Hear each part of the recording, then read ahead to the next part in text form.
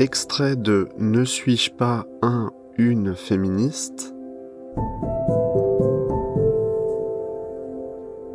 de Emmanuelle Bobatti. Sex Wars. Dans l'espace de la cause, la prostitution est un autre sujet d'opposition et un motif fréquent d'exclusion. Le travail du sexe est à l'origine des controverses féministes appelées sex wars.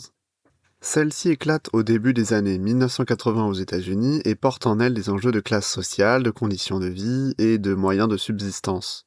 Elles opposent des féministes radicales qui prônent l'abolition de la prostitution, également de la pornographie ou du BDSM, à d'autres féministes dites pro-sexe ou sexe-positives, alliées des travailleuses du sexe et pour qui la sexualité peut être un vecteur d'émancipation, y compris matérielle.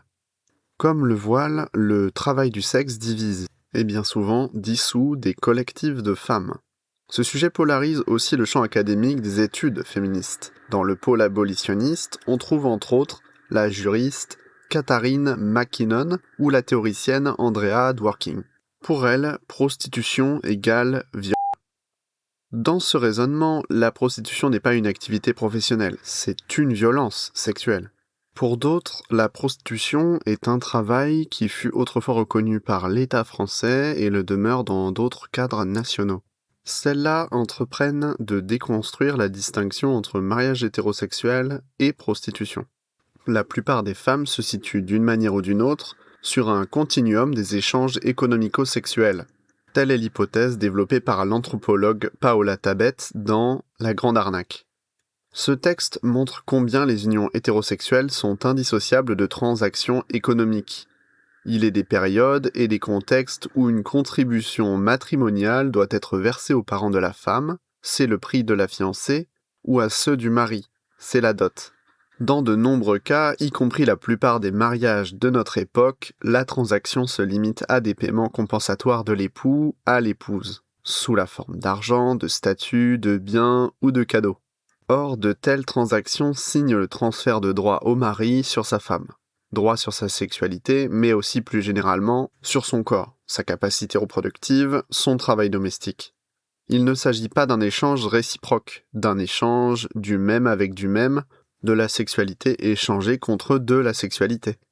Les femmes hétérosexuelles voient non seulement leur sexualité transformée en service, mais elles cèdent aussi beaucoup d'autres prérogatives à leurs époux.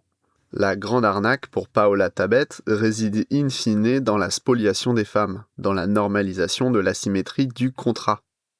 Si une telle normalisation peut advenir, c'est uniquement par la stigmatisation, y compris féministe, des travailleuses du sexe, figure repoussoire permettant de ne pas regarder le continuum en face. Le stigmate de la putain, selon l'expression de la chercheuse en psychologie sociale Gail Fetterson, ne concerne pas que celles qui pratiquent la prostitution.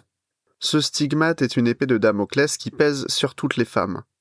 Tout est prétexte à les condamner. Leur manière de s'habiller, car l'injure peut venir de ce que les femmes se couvrent ou à l'inverse se découvrent, leur choix sexuel et relationnel et plus globalement leur façon d'habiter leur féminité.